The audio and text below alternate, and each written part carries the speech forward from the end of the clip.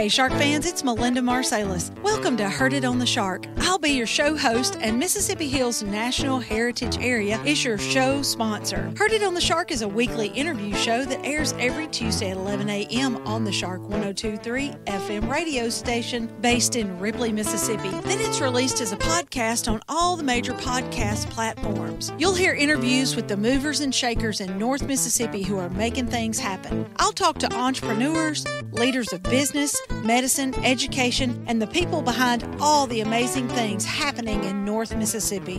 When people ask you, how did you know about that? You'll say, I heard it on the Shark. Heard It on the Shark is brought to you by the Mississippi Hills National Heritage Area. We want you to get out and discover the historic, cultural, natural, scenic, and recreational treasures of the Mississippi Hills that are right in your backyard. And of course, we want you to take the Shark 102.3 FM along for the ride. Musical credit belongs to Hill Country Blues guitar legend Gary Burnside and the late great Buddy Grisham, playing Long Way Home from their album Acoustic Brothers, which was recorded at Sun Bear Studio in Ripley, Mississippi. This program was recorded at Sun Bear Studio in Ripley, Mississippi. Hey, Shark fans, it's Melinda with another episode of Heard It on the Shark. And today in Sun Bear Studio, I've gotten Michael Harrison to come back in. If you'll remember, last week we talked about all the fun that was had in Tippah Sports in the 23-24 school year. Now we're going to get down to what's coming up for the 24-25 school year. Mike, thanks for coming back over. Well, thank you, Melinda. It's, again, always great to get to sit down and visit with you and be on the Shark 102.3. It's I'll be starting my 32nd year of covering Tippah County sports, and last year was a blast, and I'm looking forward to this year, as I always do. You get those, we carried on the longest I've ever broadcast into May, almost to June, and that layover, I get itchy, I get antsy, I want to get out and see some games and renew my relationships with the kids that are coming back, with the coaches that are back. We've got some new coaches around, so I'm anxious to build new relationships. Yeah, let's talk about that. Who do you want to talk about first for coaches? Well, no changes in football coaches this year in Tippah County, which is a good thing. That gives you continuity for the players and for the fans, and so that's good. Basketball, there's always some turnover in sports, whatever it is. But at Blue Mountain, Coach Britt Lindley will be taking over the program on the boys' side. Coach Joe Dan Roberts leaving and going to New Site, and Britt Lindley getting his opportunity. He's been an assistant coach at Hickory Flat and was an assistant under Coach Roberts at Blue Mountain, and he's a Tippah County guy. He played ball at Ripley, and just a great guy. And I think he's going to do good things at Blue Mountain. I'm really excited about that. And then in other changes, you've got Coach Jake Walker at Pine Grove has taken over the girls program. He's already the boys coach and has won a state championship. Now he's taken over a state championship caliber team in the Pine Grove girls, who have won multiple titles through the years. And I think that's an exciting move as well. Coach Walker is one of my favorites. He just does a great job. He's got a great demeanor. He's stern, but yet he has a soft side to him, which I think would be great for girls basketball. I think he'll make a great girls coach, as he's done as a boys coach as well. So I'm excited about that opportunity for him. Coach Matt Wilbanks is doing the same thing at Walnut, taking over the girls program along with the guys. So, and then, of course, at Ripley, you got Coach Fred Stafford taking over the boys program in basketball, and excited about that, him coming in. And he's been a state championship winning coach, and is, from all of it's a great guy. And so I'm excited about that opportunity for him as well, and for the Ripley Tiger program. Let's talk about North Tippah. If you don't live in Tippah County, you may not know that North Tippah is going through a long-term plan for some consolidation. Yes. And at the end of 3 years, and I'm saying what I believe is correct, at the end of 3 years, Faulkner High School and Walnut High School will turn into North Tippah High School. Is that right? That's the way I understand it. And, of course, going along with that, they have elected to not play each other in sports coming up. So, oh, you mean this year they won't play each other? That's correct. Starting this season, Walnut and Faulkner will not play each other in, as I understand it, in any sport. And it's kind of a double-edged sword kind of thing, but I understand it. You hate to see the rivalry end because it's been so filled with great moments, great players, but I understand the move because it just makes sense. When you're trying to bring two things together, you don't want to drive them further apart before that gets done. It just makes it that much harder. And so I see the wisdom in saying, let's cool this situation down and hopefully make the marriage last longer. Those kids that are starting high school now, they won't grow up playing. A Walnut High School person won't grow up playing Faulkner and having that rivalry, so it'll sort of be out of their brain. Well, hopefully. Those things run deep. Those roots run deep in families on both sides, as all of our sports does. We're passionate in this part of the country about our sports, and especially about high school sports.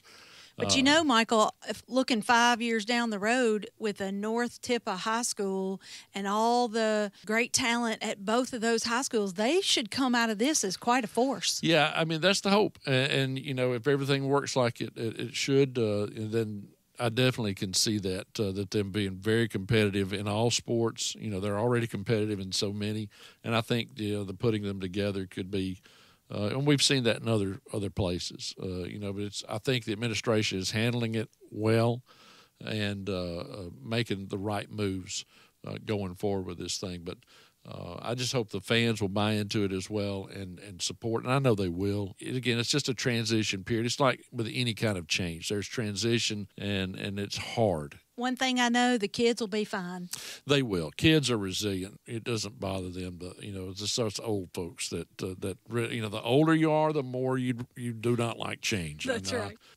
Let's wrap up this conversation with a little chat about football. When does it begin, and who do you have covering what? First games are at the end of August. We'll have Marcy Bryant doing a Walnut football once again this year, and Trevor Wilson at Faulkner, and I'll be at Ripley. It'll be hot starting off, as it always is. I'm looking forward to that excitement, that thrill of seeing what's going to happen. Like I said, starting my 32nd year, but it's still just as fun now as it was 32 years ago when I started. I enjoy it just as much now. I enjoy the kids. They've been great throughout the years. I see kids now. They're not kids anymore. They're grown men. They got their kids playing. Will Walnut, Faulkner, and Ripley all play on Friday nights for the most part? For the most part, yeah. There'll be probably will be some Thursday night games. The last couple of years, the MHSAA has had the rule where the referee shortages or what, where they'll maybe make some of the 3, 4, 5, or 2, 3, and 4A schools play on Thursday night. And then the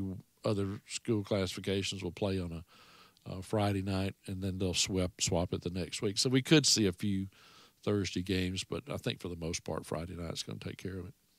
Michael, the Shark 102.3 is real grateful to you. We are so glad to partner with CMH Sports and be able to bring all those Tippah County games to everybody in the area, because they're such exciting games. You don't have to live in Tippah County to want to listen to a Pine Grove baseball game. That's for sure. Yeah. And we appreciate all the fans and our sponsors. We could not do it without our sponsors, and they're very generous to help us out, and we appreciate them so much. And again, I'll say, if there's anybody out there listening, and if you're thinking about it, jump on board, because it's a fun ride. Especially when these kids get to playing well like they're capable, they can do great things, and you want to be a part of it. It's just kind of contagious. It is. It's so fun to hear those names. Listen, every little time out that you take, you're listening to a couple of different sponsors, and it's so great to know that there's so much support throughout the county.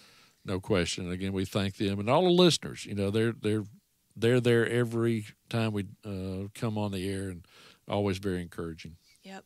Okay, it's going to be a great year, Michael. I'm looking forward to it. Thanks for coming in. Thank you, Melinda. Always good to talk to you, and Let's go Tigers and go Panthers and go Cougars and go Wildcats and go Eagles. It's going to be a fun year. Awesome. Okay, Shark fans, that's it for this edition of Heard It on the Shark. Tune in every Tuesday at 11 a.m. to find out what's going on with our local community leaders. If you have a question, comment, or suggestion for an interview, or if you want access to this interview, go to our website, shark1023.com, and click on the podcast tab. Keep it tuned to the Shark 1023. Have a great rest of the day. The Mississippi Hills National Heritage Area was established by the United States Congress in 2009 and represents a distinctive cultural landscape shaped by the dynamic intersection of Appalachian and Delta cultures. This intersection has produced a powerful concentration of nationally significant cultural icons, including King of Rock and Roll Elvis Presley, First Lady of Country Music Tammy Wynette, blues legend Howlin' Wolf, civil rights icons Ida B. Wells Barnett and James Meredith, America's favorite playwright Tennessee Williams, and Nobel laureate William Faulkner. The stories of the Mississippi Hills are many and powerful, from music and literature to Native American and African American heritage to the Civil War. The Mississippi Hills National Heritage Area supports the local institutions that preserve and share Northeast Mississippi's rich heritage.